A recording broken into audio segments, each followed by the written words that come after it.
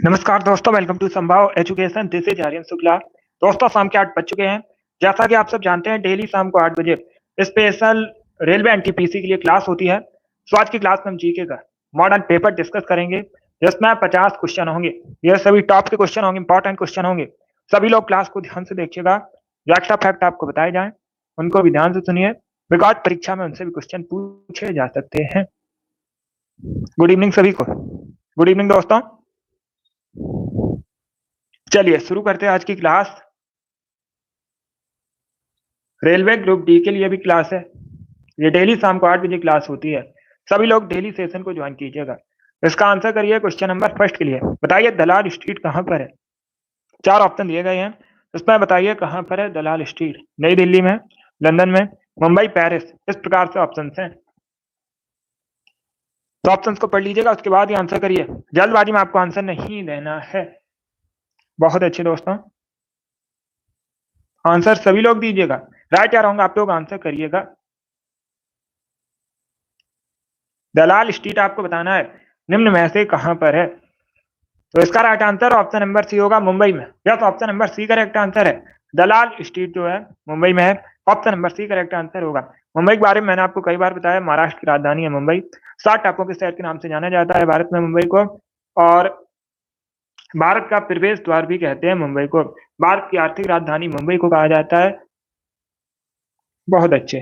बाकी एसबीआई का हेडक्वार्टर कई बार मैंने आपको बताया है। आरबीआई का हेडक्वार्टर कई बार मैंने आपको बताया है। बीसीसीआई, नाबार्ड, इन सभी के हेडक्वार्टर्स मुंबई में स्थित हैं। अगला क्वेश्चन देखते हैं। इसका आंसर करिएगा क्वेश्चन नंबर 2 के लिए। बताइए निम्न में से कौन सी नदी डेल्टा नहीं बनाती है। 4 ऑप्शन दिए गए हैं। गंगा, गोदावरी, महानदी या फिर ताप्ती। इस प्रकार से ऑप्शन हैं। इनमें से बताइएगा कौन सी नदी डेल्टा नहीं बनाती है। इसका राइट आंसर क्या होगा दोस्तों।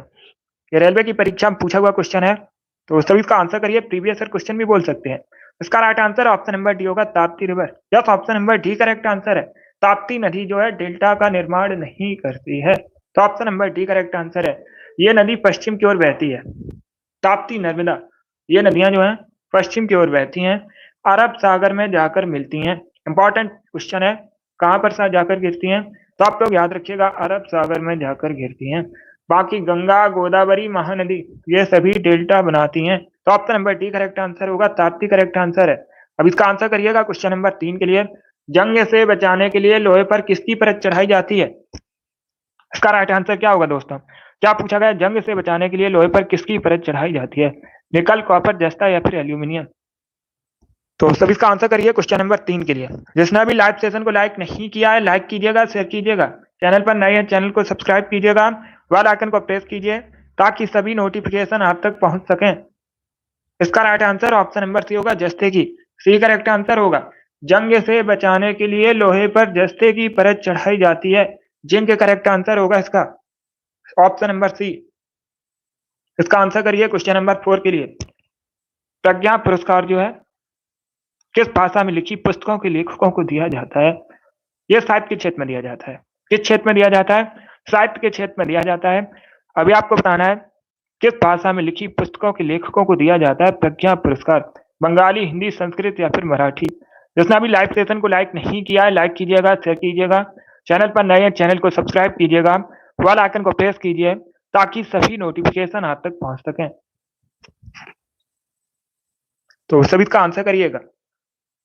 इसका right answer option number B होगा, Hindi. Yes, B correct answer होगा इसका। क्या करेक्ट आंसर है, option number B correct answer है। प्रज्ञा पुरस्कार जो है हिंदी भाषा में लिखी पुस्तकों के लेखकों को दिया जाता है। तो option number B correct answer होगा।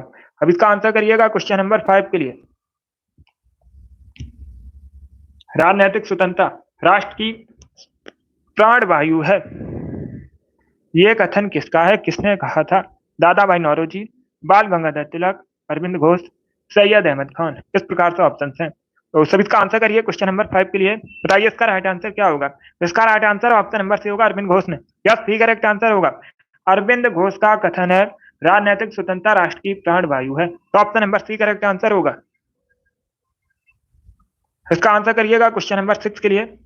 सभी जल्दी से आंसर करिए। बताइए इसका राइट आंसर क्या होगा। ये से होगी। ऑप्शंस को पढ़ लीजिएगा, उसके बाद ही आंसर करिए। जल्दबाजी में आंसर आपको नहीं देना है। अगर कोई क्वेश्चन आपको नहीं आता है उसे नोट डाउन कर सकते हो।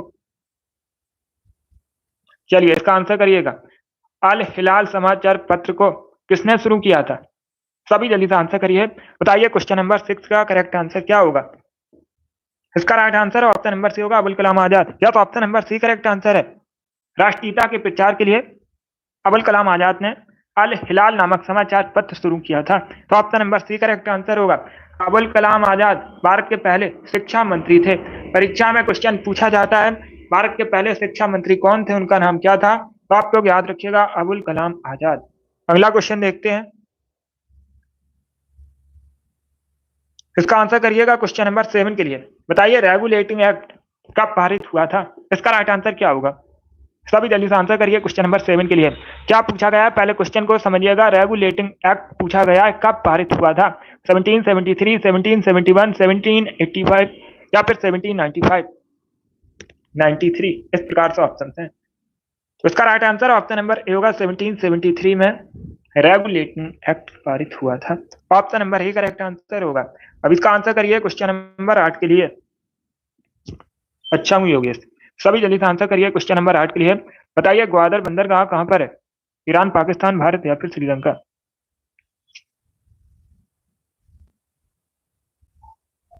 सभी जल्दी से आंसर करिए। बताइए क्वेश्चन नंबर 8 का करेक्ट आंसर क्या होगा? यस रानी, सभी के लिए क्लास है। डेली शाम को 8 बजे सेशन होता है। डेली सेशन को ज्वाइन कीजिएगा। तो सभी इसका आंसर करिए। बताइए इसका राइट आंसर क्या होगा? ग्वादर पोर्ट बताना आपको कहां पर है। इसका right answer option number B होगा, पाकिस्तान में। यस, बी करेक्ट आंसर होगा, पाकिस्तान करेक्ट आंसर है। अब इसका आंसर करिए क्वेश्चन नंबर 9 के लिए। यह बायोलॉजी से संबंधित क्वेश्चन है। एंजाइम होते हैं, क्या पूछा गया है? एंजाइम होते हैं सूक्ष्मजीव, फफूंदी, अकार्बनिक यौगिक या फिर प्रोटीन? तो सभी इसका आंसर करिए क्वेश्चन नंबर 9 के लिए। ऑप्शंस को पढ़ लीजिएगा, उसके बाद ही आंसर करिए। इसका right answer option number D होगा, प्रोटीन। एंजाइम प्रोटीन होते हैं। तो option number D correct answer होगा इसका। यस, इस बार आप सभी ने करेक्ट आंसर दिया है। Very good, D correct answer होगा। अब इसका आंसर करिएगा क्वेश्चन नंबर 11 के लिए। सॉरी, ये क्वेश्चन नंबर 10 है। आपको बताना है निम्न में से सबसे प्राचीन पर्वत श्रेणी कौन सी है? 4 ऑप्शन दिए गए हैं। इसमें बताइएगा सबसे प्राचीन पर्वत श्रेणी कौन सी है, क्या करेक्ट आंसर होगा? क्वेश्चन नंबर 10 के लिए आंसर करिएगा। ज्योग्राफी से संबंधित क्वेश्चन है। Good evening. इसका right answer option number B होगा, अरावली। बी करेक्ट आंसर होगा। अरावली पर्वत श्रेणी जो है इनमें से सबसे प्राचीन पर्वत श्रेणी है। तो option number B correct answer है। अब इसका आंसर करिए क्वेश्चन नंबर 11 के लिए। बताइए दामोदर नदी कहां से निकलती है? इसका राइट आंसर क्या होगा दोस्तों? क्या पूछा गया जो दामोदर नदी है कहां से निकलती है? Right answer option number B होगा, छोटा नागपुर पठार से। या तो option number B correct answer है, छोटा नागपुर पठार से दामोदर नदी निकलती है। इसका आंसर करिए क्वेश्चन नंबर 12 के लिए। ये भी बायोलॉजी से संबंधित क्वेश्चन है, तो सभी का आंसर करिएगा। पहले क्वेश्चन को पढ़ लीजिएगा, समझ लीजिए, उसके बाद ही आंसर करिए। ऑक्सीजन की कमी के कारण मानव शरीर में निम्न में से कौन सा अंग सबसे अधिक प्रभावित होता है? हाथ, त्वचा, गुर्दा या फिर ब्रेन? इस प्रकार से ऑप्शन है। डी करेक्ट आंसर होगा, ब्रेन। या तो ऑप्शन नंबर डी इसका राइट आंसर होगा। अगर शरीर में ऑक्सीजन की कमी होगी तो सबसे अधिक अंग जो प्रभावित होता है ये ब्रेन होता है, मस्तिष्क होता है। Option number D correct answer होगा क्वेश्चन नंबर 12 का। इसका आंसर करिए क्वेश्चन नंबर 13 के लिए। सभी जल्दी से आंसर करिए क्वेश्चन नंबर 13 के लिए। बताइए इसका राइट आंसर क्या होगा? रेड का रासायनिक प्रतीक आपको बताना है, तो सभी इसका आंसर करिएगा। बताइए राइट आंसर क्या होगा? रेड का रासायनिक प्रतीक बताइए। इसका right answer option number B होगा, PB. Yes, B correct answer होगा। क्या करेक्ट आंसर है? बी करेक्ट आंसर होगा। लेड का रासायनिक प्रतीक है पीबी। जिसने भी क्वेश्चन नंबर 13 का ऑप्शन नंबर बी दिया उनका सही उत्तर है। क्लास खत्म होने के बाद कमेंट बॉक्स में आप लोग बताइएगा लेड की परमाणु संख्या क्या है। इसका आंसर सभी लोग क्लास खत्म होने के बाद दीजिए। होमवर्क के लिए क्वेश्चन है, ये पूछी जाती है परीक्षा में। इसका आंसर करिएगा क्वेश्चन नंबर 14 के लिए। तूर दाल को अन्य किस नाम से जाना जाता है? तो सभी इसका आंसर करिए क्वेश्चन नंबर 14 के लिए। इसका right answer option number A होगा, अरहर। या तो option number A correct answer है। तूर दाल को अरहर के नाम से भी जाना जाता है। तो option number A correct answer होगा क्वेश्चन नंबर 14 का। अब इसका आंसर करिए क्वेश्चन नंबर 15 के लिए। बताइए श्रीलंका में गृह युद्ध कब समाप्त हुआ था? श्रीलंका में जो गृह युद्ध है कब समाप्त हुआ था? इसका right answer option number C होगा 2009 में। यस, सी करेक्ट आंसर है। 2009 में श्रीलंका में गृह युद्ध समाप्त हुआ था। अब इसका आंसर करिए क्वेश्चन नंबर 16 के लिए। बताइए लाइफ ऑफ पाई उपन्यास के लेखक कौन है? इसका राइट आंसर क्या होगा दोस्तों? क्या पूछा गया है? लाइफ ऑफ पाई उपन्यास के लेखक कौन है? क्या करेक्ट आंसर है क्वेश्चन नंबर 16 का? इसका right answer option number B होगा Yann Martel. Yes, B correct answer होगा। क्या करेक्ट आंसर है? ऑप्शन नंबर बी इसका राइट आंसर है। सी करेक्ट आंसर नहीं होगा, बी करेक्ट आंसर होगा। यान मार्टेल द्वारा लिखा गया है लाइफ ऑफ पाई उपन्यास। तो option number B correct answer है। यस, अब इसका आंसर करिए क्वेश्चन नंबर 17 के लिए। बताइए सुल्तानपुर राष्ट्रीय उद्यान कहाँ पर है? इनमें से आपको बताना है भारत के किस राज्य में सुल्तानपुर राष्ट्रीय उद्यान है? यह सबसे तो इसका right answer option number C होगा हरियाणा में। सी करेक्ट आंसर होगा। सुल्तानपुर राष्ट्रीय उद्यान जो है हरियाणा में है। तो ऑप्शन नंबर सी इसका राइट आंसर है। अब इसका आंसर करिएगा क्वेश्चन नंबर 18 के लिए। भारत का राष्ट्रीय चिन्ह कहां से लिया गया है? 4 ऑप्शन आपको दिए गए हैं, इसमें बताइएगा भारत का जो राष्ट्रीय चिन्ह है कहां से लिया गया है? क्या करेक्ट आंसर होगा क्वेश्चन नंबर 18 का? इसका right answer option number D होगा सारनाथ स्थित अशोक स्तंभ से। सारनाथ में जो अशोक स्तंभ स्थित है वहीं से लिया गया है भारत का राष्ट्रीय चिन्ह। ऑप्शन नंबर डी इसका राइट आंसर है। Good evening. अब इसका आंसर करिए क्वेश्चन नंबर 19 के लिए। आपको बताना है निम्न में से किस देश को चीनी का कटोरा कहते हैं? Sugar bowl of the earth के नाम से किसे जाना जाता है? इसका राइट आंसर क्या होगा? अगर पूछा जाए भारत में चीनी का कटोरा किसे कहते हैं, तो आप लोग याद रखिएगा उत्तर प्रदेश को। उत्तर प्रदेश को भारत में चीनी का कटोरा कहा जाता है, क्योंकि भारत में सबसे अधिक गन्ने का उत्पादन कहाँ पर होता है? उत्तर प्रदेश में होता है। इसीलिए भारत में चीनी का कटोरा कहते हैं उत्तर प्रदेश को। और विश्व में किस देश को कहते हैं? क्यूबा को। तो option number D correct answer होगा इसका। क्यूबा करेक्ट आंसर है। क्यूबा को कहा जाता है sugar bowl of the world. तो option number D correct answer होगा। इसका आंसर करिए क्वेश्चन नंबर 20 के लिए। सोलर कुकर में बताइएगा किस तर्पण का प्रयोग किया जाता है? तो सभी इसका आंसर करिए क्वेश्चन नंबर 20 के लिए। बताइए राइट आंसर क्या होगा? सोलर कुकर में किस तर्पण का प्रयोग करते हैं? इसका राइट आंसर होगा ऑप्शन नंबर ए अवतल दर्पण का। यह option number A correct answer है। अवतल दर्पण का प्रयोग किया जाता है सोलर कुकर में। तो जिसने भी क्वेश्चन नंबर 20 का ऑप्शन नंबर ए दिया उनका सही उत्तर है। इसका आंसर करिए क्वेश्चन नंबर 21 के लिए। अल्पसंख्यक अधिकार दिवस कब मनाते हैं? क्या करेक्ट आंसर होगा क्वेश्चन नंबर 21 के लिए? ये करेक्ट आंसर नहीं होगा। 10 दिसंबर को मनाया जाता है अंतर्राष्ट्रीय मानवाधिकार दिवस। 10 दिसंबर को क्या मनाते हैं? अंतर्राष्ट्रीय मानवाधिकार दिवस मनाते हैं। तो option number A correct answer नहीं होगा इसका। अल्पसंख्यक अधिकार दिवस पूछा गया है। बी करेक्ट आंसर होगा 18 दिसंबर को प्रतिवर्ष अल्पसंख्यक अधिकार दिवस मनाया जाता है। Option number B correct answer होगा। अब इसका आंसर करिए क्वेश्चन नंबर 22 के लिए। सभी जल्दी से आंसर करिए क्वेश्चन नंबर 22 के लिए। बताइए राइट आंसर क्या होगा? इनमें से कौन सा खोजकर्ता भारत आना चाहता था लेकिन अमेरिका के तट पर पहुंच गया? उसका नाम आपको बताना है। तो सभी इसका आंसर करिए क्वेश्चन नंबर 22 के लिए।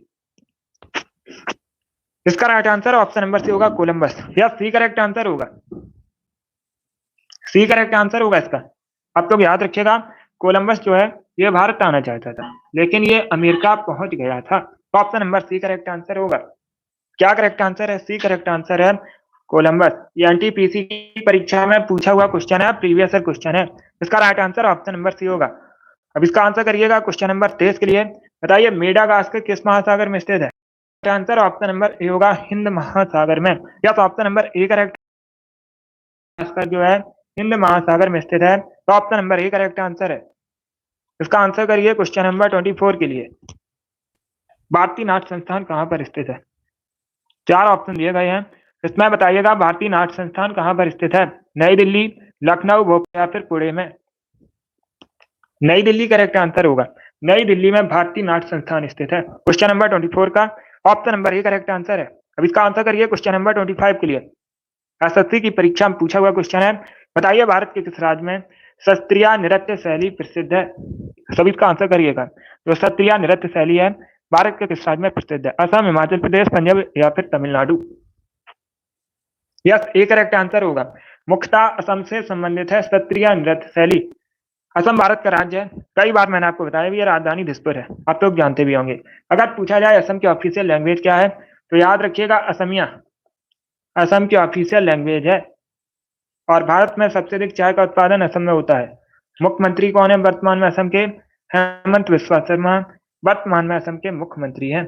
मानस अभ्यारण्य, काजीरंगा राष्ट्रीय उद्यान, नौरंग राष्ट्रीय उद्यान, ये सभी असम में स्थित है। ये पूछे जाते हैं परीक्षा में, इसलिए इंपॉर्टेंट है, इनको याद रखिएगा। अब इसका आंसर करिए क्वेश्चन नंबर 26 के लिए। बताइए निम्न में से कौन एक छत्तीसगढ़ में स्थित है? 4 ऑप्शन दिए गए हैं, इसमें बताइएगा कौन छत्तीसगढ़ में स्थित है। बांधवगढ़ राष्ट्रीय उद्यान, दांडेली अभ्यारण्य, राजाजी राष्ट्रीय उद्यान या फिर इंद्रावती राष्ट्रीय उद्यान। तो इसका right answer option number D होगा, इंद्रावती राष्ट्रीय उद्यान। या तो option number D correct answer है। इंद्रावती राष्ट्रीय उद्यान जो है ये छत्तीसगढ़ में स्थित है, तो option number D correct answer होगा। बाकी 3 ऑप्शन के बारे में मैंने आपको कई बार बताया है, आप लोग जानते भी होंगे, डी करेक्ट आंसर होगा इसका। अब इसका आंसर करिएगा क्वेश्चन नंबर 27 के लिए। बताइए भारत में सूती वस्त्रों की राजधानी किसे कहा जाता है? सभी जल्दी से आंसर करिएगा। यस सीमा। अब इसका आंसर करिए क्वेश्चन नंबर 27 के लिए। भारत में सूती वस्त्रों की राजधानी किसे कहते हैं? Right answer option number D होगा, मुंबई को। मुंबई को कहते हैं भारत में सूती वस्त्रों की राजधानी। उत्तर भारत का मैनचेस्टर कानपुर को कहा जाता है, उत्तर प्रदेश में है, और ये चमड़े के उद्योग के लिए भी प्रसिद्ध है। कोयम्बटूर को दक्षिण भारत का मैनचेस्टर कहते हैं, ये कहाँ पर है? तमिलनाडु में है। और अहमदाबाद को कई बार मैंने आपको बताया है भारत का मैनचेस्टर कहा जाता है, गुजरात में अहमदाबाद है। इसका right answer option number D होगा, मुंबई को सूती वस्त्रों की राजधानी कहते हैं। 28 के लिए आंसर करिए। बताइए द डिवाइन कॉमेडी नामक पुस्तक किसके द्वारा लिखी गई है?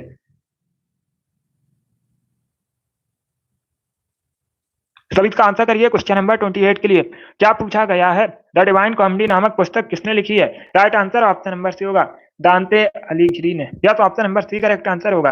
अब इसका आंसर करिए क्वेश्चन नंबर 29 के लिए। उकाई परियोजना बताइए किस राज्य में स्थित है? मध्य प्रदेश, तेलंगाना, आंध्र प्रदेश या फिर गुजरात में। 4 ऑप्शन दिए गए हैं। क्या पूछा गया है? उकाई परियोजना किस राज्य में है? इसका right answer option number D होगा, गुजरात में।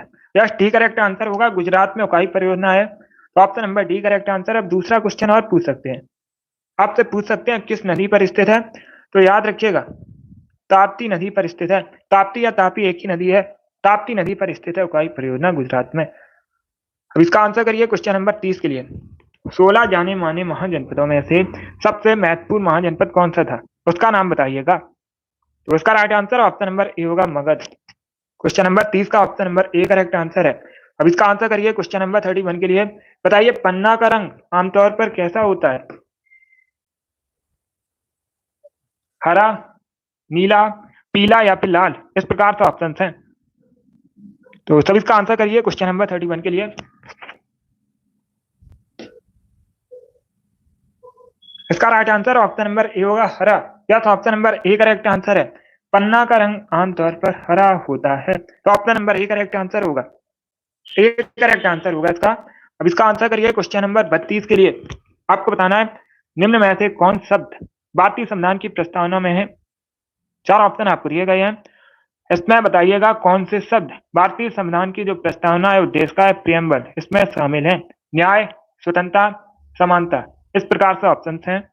केवल एक, केवल दो, पहला और दूसरा, या फिर ऑप्शन नंबर डी है तीनों। तो इसका right answer option number D होगा, ये तीनों, न्याय, स्वतंत्रता, समानता, तीनों शब्द भारतीय संविधान की प्रस्तावना में शामिल हैं, तो ऑप्शन नंबर डी इसका राइट आंसर होगा। अब इसका आंसर करिएगा क्वेश्चन नंबर 33 के लिए। बताइए ताप का एसआई इकाई क्या होती है? सभी जल्दी से आंसर करिए। ताप का एसआई मात्रक आपको बताना है, सभी जल्दी से आंसर करिए क्वेश्चन नंबर 33 के लिए। इसका राइट आंसर क्या होगा? डी करेक्ट आंसर होगा, केल्विन। ताप का एसआई इकाई होती है केल्विन, ताप की जो एसआई इकाई है केल्विन होती है। सभी ने करेक्ट आंसर दिया, बहुत अच्छे। ये रेलवे ग्रुप डी की परीक्षा में पूछा हुआ क्वेश्चन है। इसका आंसर करिएगा क्वेश्चन नंबर 34 के लिए। बताइए पेरियार राष्ट्रीय उद्यान कहां पर है? पेरियार राष्ट्रीय उद्यान आपको बताना है कहां पर है, केरला, कर्नाटका, तमिलनाडु या फिर आंध्र प्रदेश में। तो इसका right answer option number A होगा, केरल में। या तो option number A correct answer है, केरल में पेरियार राष्ट्रीय उद्यान है। क्वेश्चन नंबर 34 का option number A correct answer है। इसका आंसर करिए क्वेश्चन नंबर 35 के लिए। साउथ पोल पर पहुंचने वाले पहले व्यक्ति कौन थे? उनका नाम आपको बताना है। साउथ पोल पर पहुंचने वाले पहले व्यक्ति का नाम क्या था? Right answer option number C होगा Amundsen. Option number C correct answer है। अब इसका आंसर करिए क्वेश्चन नंबर 36 के लिए। बताइए मुगल बादशाह अकबर का मकबरा कहाँ पर है? अकबर का मकबरा आपको बताना है। इसका right answer option number C होगा सिकंदरा में। आगरा के पास है सिकंदरा, उत्तर प्रदेश में अकबर का मकबरा सिकंदरा में। तो option number C correct answer होगा। अब इसका आंसर करिए क्वेश्चन नंबर 37 के लिए। सभी जल्दी से आंसर करिए क्वेश्चन नंबर 37 के लिए। क्वेश्चन इस प्रकार से, भारत में जो राष्ट्रमंडल खेलों के आयोजन है कब हुआ था? भारत ने राष्ट्रमंडल खेलों की मेजबानी कब की थी? 2004 में, 2008 में, 2010 में या फिर 2006 में? तो इसका right answer option number C होगा 2010 में। यस, सी करेक्ट आंसर होगा। भारत में राष्ट्रमंडल खेलों का आयोजन हुआ था 2010 में, भारत ने मेजबानी की थी 2010 में। अब इसका आंसर करिए क्वेश्चन नंबर 38 के लिए। सभी जल्दी से आंसर करिए क्वेश्चन नंबर 38 के लिए। मोरक्को का प्रसिद्ध यात्री इब्न बतूता किसके काल में भारत आया था? दिल्ली सल्तनत, चंद्रगुप्त मौर्य, ब्रिटिश या फिर मुगल? इस प्रकार से ऑप्शन हैं।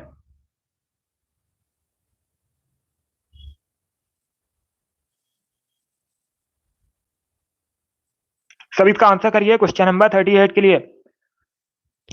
इसका राइट आंसर होगा ए करेक्ट आंसर होगा दिल्ली सल्तनत के काल में। Yes, option number A correct answer होगा। इब्न बतूता जो है ये मोरक्को का निवासी था। कहाँ का निवासी था? पूछा जाता है, मोरक्को का निवासी था 14वीं सदी में। आप लोग याद रखिएगा, मोहम्मद बिन तुगलक के शासन में भारत आया था। कब आया था? मोहम्मद बिन तुगलक के शासन में। इंपॉर्टेंट है, याद रखिएगा। तो दिल्ली सल्तनत करेक्ट आंसर होगा इसका। चलिए अब इसका आंसर करिए क्वेश्चन नंबर 39 के लिए। सभी जल्दी से आंसर करिए 39 के लिए। वन्य जीव सुरक्षा अधिनियम कब पारित हुआ था? इसका राइट आंसर क्या होगा? सभी जल्दी से आंसर करिएगा। वन्य जीव सुरक्षा अधिनियम कब पारित? Right answer option number C होगा 1972 में। Option number C correct answer होगा। सी करेक्ट आंसर होगा इसका। अब इसका आंसर करिए क्वेश्चन नंबर 40 के लिए। भारतीय संविधान में जो विशेषताएं हैं कितने देशों से ली गई हैं? सब इसका आंसर करिए क्वेश्चन नंबर 40 के लिए। बताइए इसका राइट आंसर क्या होगा? डी करेक्ट आंसर होगा 10 देशों से। यस, भारतीय संविधान में 10 देशों से विशेषताएं ली गई हैं। ऑप्शन नंबर डी इसका राइट आंसर है। अब इसका आंसर करिए क्वेश्चन नंबर 41 के लिए। कृत्रिम बुद्धि का जनक किसे माना जाता है? सभी जल्दी से आंसर करिएगा। सभी जल्दी से आंसर करिए क्वेश्चन नंबर 41 के लिए। कृत्रिम बुद्धि का जनक किसे मानते हैं? बी करेक्ट आंसर होगा जॉन मैकार्थी को। यस, option number B correct answer होगा। बी करेक्ट आंसर होगा इसका। जॉन मैकार्थी को कृत्रिम बुद्धि का जनक माना जाता है। क्वेश्चन नंबर 41 का option number B correct answer है। अब इसका आंसर करिएगा क्वेश्चन नंबर 42 के लिए। सभी जल्दी से आंसर करिए क्वेश्चन नंबर 42 के लिए। प्रसिद्ध फारसी त्योहार नौरोज का प्रवर्तन किसने किया था? सभी जल्दी से आंसर करिएगा। पहली बात तो आप लोग याद रखिएगा, नौरोज एक फारसी त्योहार था, प्रवर्तन किया था बलबन ने। तो option number D correct answer है क्वेश्चन नंबर 42 का। अब इसका आंसर करिएगा क्वेश्चन नंबर 43 के लिए। बताइए मेजर रैंक किस सेना से संबंधित है? इसका राइट आंसर क्या होगा? इसका right answer option number A होगा थल सेना से। Yes, option number A correct answer है। थल सेना से संबंधित है मेजर रैंक। तो option number A correct answer है।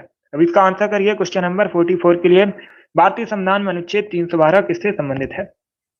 अखिल भारतीय सेवाओं से, प्रवक्ताओं से, हिंदी भाषा से या फिर राष्ट्रपति से? इसका right answer option number C होगा, सॉरी, इसका right answer option number A होगा अखिल भारतीय सेवाओं से। ये करेक्ट आंसर होगा इसका। क्या करेक्ट आंसर है? ऑप्शन नंबर इसका राइट आंसर है। आप लोग याद रखिएगा, भारतीय संविधान का अनुच्छेद 312 अखिल भारतीय सेवाओं से संबंधित है। तो option number A correct answer होगा। अब इसका आंसर करिएगा क्वेश्चन नंबर 45 के लिए। सभी जल्दी से आंसर करिए क्वेश्चन नंबर 45 के लिए। मुख्य चुनाव आयुक्त की नियुक्ति बताइए कौन करता है? राष्ट्रपति, प्रधानमंत्री, पार्लियामेंट या फिर भारत का मुख्य न्यायाधीश? तो इसका right answer option number A होगा प्रेसिडेंट। राष्ट्रपति करेक्ट आंसर होगा। भारत का राष्ट्रपति मुख्य चुनाव आयुक्त की नियुक्ति करता है। 45 का option number A correct answer है। अब इसका आंसर करिए क्वेश्चन नंबर 46 के लिए। बताइए दोस्तों, भारत में कहां पर दुनिया का सबसे ऊंचा लड़ाकू हवाई अड्डा बनाया जाएगा? तो सब इसका आंसर करिए क्वेश्चन नंबर 47 के लिए। बताइए इसका राइट आंसर क्या होगा? ऑप्शंस को पढ़िएगा, उसके बाद ही आंसर करिए। जल्दबाजी में आंसर आपको नहीं देना है। Very good. ऑप्शंस को पढ़िए, उसके बाद ही आंसर करिए।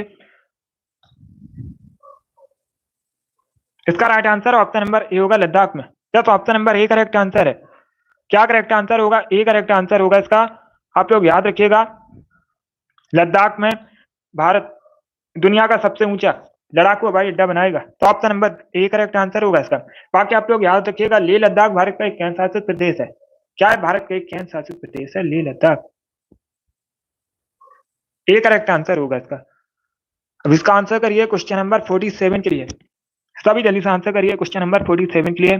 खेड़ा आंदोलन आपको बताना है कब शुरू हुआ था, कब शुरू किया गया था खेड़ा आंदोलन। तो right answer option number A होगा 1918 में। या तो option number A correct answer है। 1918 में खेड़ा आंदोलन शुरू हुआ था।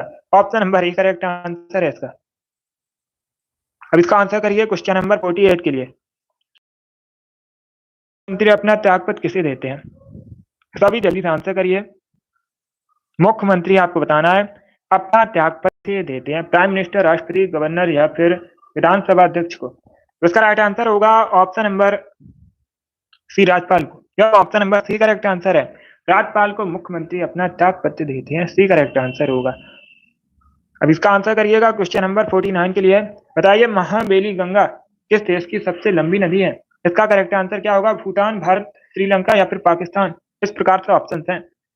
तो इसका right answer option number D होगा, Sri Lanka. Yes, option number D correct answer है। श्रीलंका की सबसे लंबी नदी है, नाम क्या है? Mahaweli Ganga. Option number D correct answer होगा। बहुत अच्छे, सभी ने करेक्ट आंसर दिया, वेरी गुड। नंबर 50 के लिए आज का लास्ट क्वेश्चन है, ज्योग्राफी संबंधित क्वेश्चन है। निम्न में से आपको बताना है कौन सी एक कायांतरित चट्टान है? सैल, ग्रेनाइट, युवा पत्थर या फिर क्वार्टजाइट। तो सभी का आंसर करिए क्वेश्चन नंबर 50 के लिए। इसका right answer option number D होगा, quartzite. Yes, option number D correct answer है। आप लोग याद रखिएगा, क्वार्टजाइट एक कायांतरित चट्टान है। क्वेश्चन नंबर 50 का option number D correct answer है। बहुत अच्छे, वेरी गुड दोस्तों। इंपॉर्टेंट क्वेश्चन डिस्कस किए with extra fact. I hope आप सभी को ये क्वेश्चन समझ आए होंगे। सो क्लास को लाइक कीजिए, शेयर कीजिएगा, नए चैनल को सब्सक्राइब कीजिए, बेल आइकन को प्रेस कीजिएगा ताकि सभी नोटिफिकेशन आप तक पहुंच सके। ये वाली डेली क्लास होती है शाम को 8 बजे। टाइम को याद रखिएगा, सेशन को डेली ज्वाइन कीजिएगा। लाइव सेशन होता है शाम को 8 बजे, स्पेशल रेलवे की परीक्षाओं के लिए। चलिए, इसी के साथ मैं आपको मिलूंगा अगली क्लास में। Thank you guys.